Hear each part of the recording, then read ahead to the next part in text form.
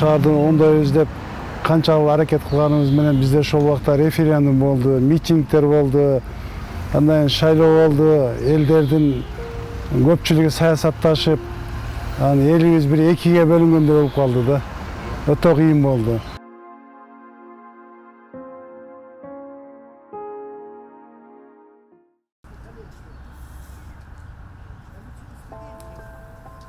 Максат Жээнбеков 2010-жылдагы куугалаң учурунда Жалал Абад шаарынын мэри болуп иштеп турган. Оор учурда калааны башкарган жетекчи.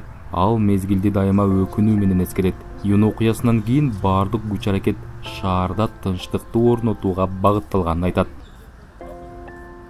Биздин шаарыбызда апат, үйлөр өрттөндү, ишканалар өрттөндү. Дагы биз жакшы башка шаарларга караганда Жалал Абад шаарында жанагы магазиндерди, ишканаларды талап тоноолорду токтотуп калдык. Себеби эл менен жолугушуулар көп болуп, элге түшүндүрүү иштерин жүргүзсөк, ошо иштер жүргүздү.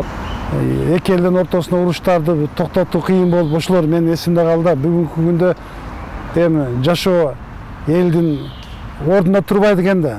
Жылдан жылга өнүгүп өсөт экен. Эми токошо биздин элибиздин аң сезимин өзгөртүп эле калды. Атак шаарда Кудайга шүгүр биз болбой атат десек, анда вообще туура эмес болуп калат да. Аракет бар. 10 жыл мурдагы окуяда Жалал Абад шаарынын Ленин, Кыргыз Республикасы, Пушкин жана Бекмамат Осмонов атындагы көчөлөрү мамлекеттик жана менчик 186 имарат үйлөр, буюм тайым эмеректери менен кошо өрттөлгөн. Окуяда өрткө кабылган имараттардан келтирилген жалпы чыгым 720 миллион сом деп эсептелген. Анткени менен Жалал Абад шаарында 2010-жылы өрттөлгөн жана талкаланган имараттардын баары толугу менен калыбына келтирилген. Калабада кара түтүнгө бөлөнүп, күлгө толгон шаардын көчөлөрү азыр акырында гүл бакчага айланууда. Бузулган үйлөр, өрттөнгөн үйлөр, бардык социалдык объекттер бүгүнкү күндө толук калыбына келтирилген. Негизинен Ленин көчөсү көп жабыркаган көчөлөрдүн бири болуп эсептелинет. Ошол себептен 2016-жылы эки этап менен бул көчө көрккө келтирилип, кеңейтилген. Биринчи этабы 300 метр, экинчи этабы 500 метр болуп кеңейген.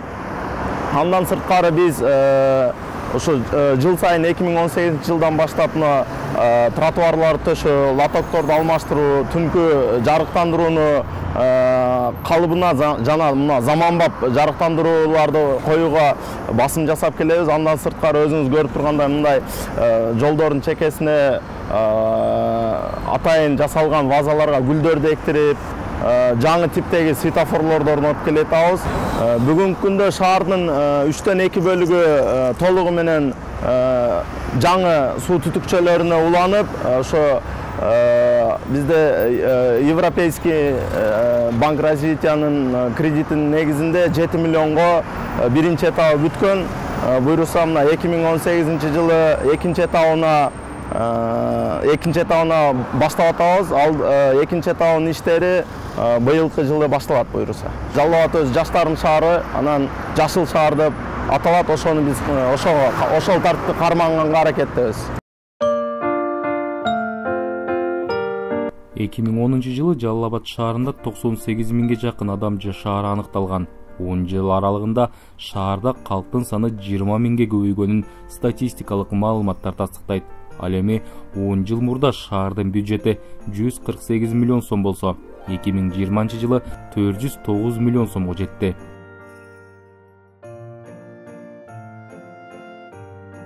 Юн окуясынан кийин шаар аймагында көп кубаттуу үйлөр курулуп, көчөлөрдү жарыктандырууда эл аралык уюмдардын колдоосу менен жакшыртылган.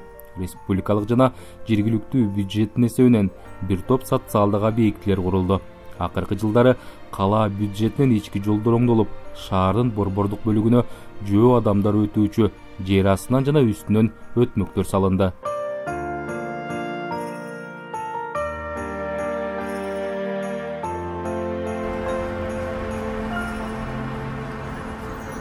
Бул объекттин курулушунун бирден бир себеби ушу Ленин көчөсү менен Нагим Айтматова көчөсү бизде өтө жөө жүргүнчүлөр көп жүргөн көчөлөрдүн пересечениялардын кесилиштеринин бири болуп эсептелинет. Ошол себептен шаар тургундарынын көбөйгөнүнө байланыштуу, автотранспорттардын көбөйгөнүнө байланыштуу жол тыгынын азайтуунун максатында ушул жер алдынан өтүүчү өтмөктү куруу проект иштелип чыккан. Биринчи проект бул 2018 жылы башталып, жалпы суммасы 13 миллион сомго бүткөн, узундугу 41 метрди, мосттун туурасы 6 метрди түзгөн. Андан кийин биз ушул эки этап менен бюджеттеги акчанын тартыштыгына байланыштуу экинчи этабын 2019 жылы киргизип, ушул азыр биз басып турган ушу магазиндери менен, пожарный сигнализациясы менен, видео байкоочулар менен кошо орнотконбуз. Эгемендүүлүк алгандан бери Кыргызстанда ушу мост подземный жер астынан өтүүчү өтмөк курулган эмес экен. Бардыгы ушу Союз маалында, СССР маалында курулган жер астынан өтүүчү өтмөктөр. Кыргызстан эгемендүүлүк алгандан бери биринчи болуп биз ушу Жалал Абад шаары ушул ишти колго алып, бүгүнкү күндө 2 мост өткөрүлгөн.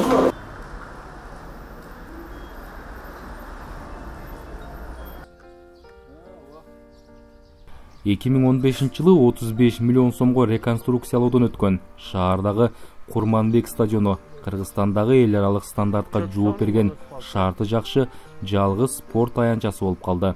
Курманбек стадиону 1967 жылы пайдаланууга берилгени менен бир да жолу капиталдык ремонттон өтпөй келген. Баягы футболчулар кийинип четинүүчү жайларыбыз ушул сәл баягы Союз маалында тарыраак курулуп калган экен, ошол боюнча кичине талаптарга жооп бербей калган жерибиз бар. Калган эмелер боюнча толук эл аралык деңгээлдеги турнирлерди өткөзө турган жана ушул жерде шаардын тургундары ден соолугун чыңдай турган, спорт менен машыга турган бир жакшы жерге айланып калды десек болот. Эки тарабы биригип 1,5 миң адамга эсептелинген экен. Азыр реконструкциядан өткөндөн кийин 4,5 миң адам отура турган стадион болуп калды. Ошол республикалык деңгээлдеги курама командалар келип ушул жерде сборлорун өткөзүп кетишти. Андан сырткары Кыргызстандын кубогу 2 жолу ушул жерде өткөзүлдү, супер кубок. Анан мына АФК Азия футбол конфедерациясынын деңгээлиндеги биринчи футболдун биринчи турлары ушул жерде 2 оюну белгиленип, 1 оюну быйыл өттү бизде. Жеке ишкерлер да шаардын өнүгүшүнө салым кошуп, көп кубаттуу үйлөрдү куруп жатат. Учурда шаардын 10дон ашык аймагында 5-10 кабаттуу үйлөрдүн курулушу жанданган. Айрым жаңы салынган үйлөрдө аралаш улуттун өкүлдөрү жашап келишет. Жакшы мамлекетimiz бар экен, эл аралык коомчулук бар экен. Ошолордун жардамы менен мына ошол жаралар бүтүп, мына бардык адамдар үйлүү болду, жайлуу болду. Социалдык маселелер аста-секендей менен чечилип. Мамлекеттин негизги байлыгы бул Кыргызстан эли. Кыргызстан эли деген Кыргызстанда жашаган бардык улуттардын өкүлдөрү ошол Кыргызстан эли деген түшүнүктү бириктирет да. Ошондуктан бул байлыктын негизги Кыргызстан элинин байлыгы бул биримдик, ынтымакчылык, достук. Ошол канчалык деңгээлде ошол биримдик, достук, ынтымакчылык чың бекем болсо, мамлекет бекемделет. Мамлекеттин келечеги, ар бир адамдын укугу, ар бир жарандын укугу улутуна карабастан. Bu yerde men oyum şundaki iyi vakalardan elimiz gördü ki naticelik, yamanlık kançalık yamanlar sapçaladı. Kançalık bana bro kimdir balasını yok attı, kimdir atasını yok attı, kimdir ülkesini yok attı. Bu juda ağır masuliyet. Bu hiç narsa yaxşılık alıp kelmeydi.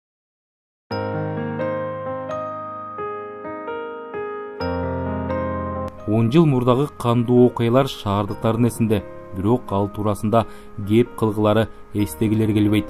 Алар алдыга жылып, ортодогу ынтымак, сый мамилени сактап, келечек муун тынчтыкта жашаса экен деп тилек кылышат. Руслан Калматов, Азаттык.